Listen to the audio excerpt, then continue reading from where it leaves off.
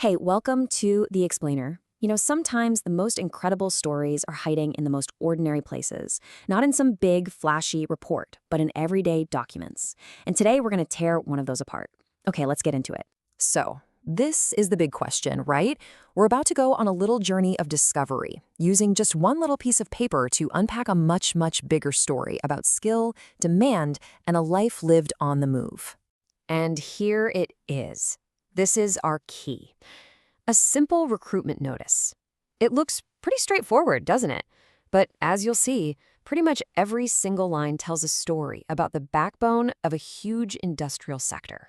All right, so first things first, who are they actually looking for? This is where the whole story really kicks off, with a very clear and a very specific need, 10. That's the number of open jobs. Now, that might not sound like a lot, but trust me, in the world of highly specialized industrial skills, 10 vacancies for these kinds of roles, that signals an immediate, almost urgent demand. Somebody needs these people, and they need them now. And here's what's really fascinating. Look how specific they are. They're not just looking for workers. No, they need MIG welders, TIG welders, and fitter-cum-welders. These titles are like a direct window into the high-level, seriously technical skills you need to build and maintain railway wagons. But what do these terms actually mean for the rest of us? I mean, what kind of expertise are we really talking about here? Let's break it down. So, you've got this really crucial combination of skills. Think of a fitter as like an architect with giant pieces of metal. They position everything perfectly. A welder is the person who makes those connections permanent, super strong. And a fitter-cum-welder? Wow, that's a highly valued pro who can do the whole shebang, from assembly right through to the final fusion.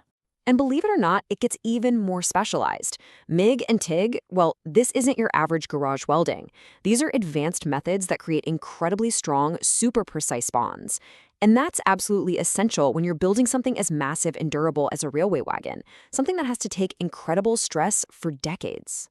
Okay, so we know the skills required are top level, but the ad reveals something more.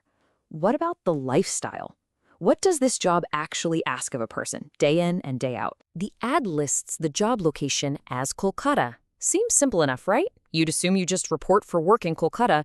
But, well, the fine print reveals a very, very different reality. And this really just lays it all out, doesn't it? It perfectly shows the core demand of the job. Yeah, your administrative home base is an office in Kolkata, but your actual work site could be anywhere in the country. You're not working in Kolkata, you're working from Kolkata across the entire Indian rail network. This one sentence right here, it's everything. It totally transforms the job from a regular role into a nomadic one.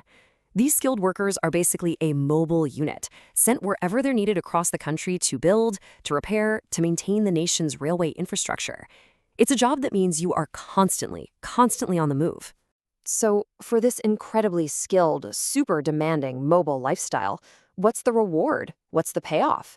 The ad gives us a really clear picture of how they're compensated. So, the salary is listed as 20 to 25,000 rupees per month. But the real story, the real value is in the benefits. Because these workers are traveling most of the time, their two biggest expenses, food and housing, are covered by the company. That fundamentally changes how far that salary can go. So, at the end of the day, this isn't just a salary. It's a whole package, a system built for a life on the road. The entire compensation structure is designed to support the transient nature of the work. The company handles the logistics of living so the employee can just focus on the skilled work they were hired to do. So, let's just recap what this one small job ad has shown us. We've seen a clear demand for very specific, very high-level skills. We've learned that this work is absolutely essential for a vital piece of the national infrastructure. And now we totally get that it requires a dedicated, mobile workforce supported by a pay package designed specifically for that on-the-go lifestyle. And that really brings us to our final question. In an age of increasing automation and digitization, this ad is such a powerful reminder of the irreplaceable value of skilled, hands-on labor. It makes you wonder, doesn't it? As our world gets more complex, how will the role and the recognition of these essential craftspeople evolve? Definitely something to think about. Thanks for joining me on The Explainer.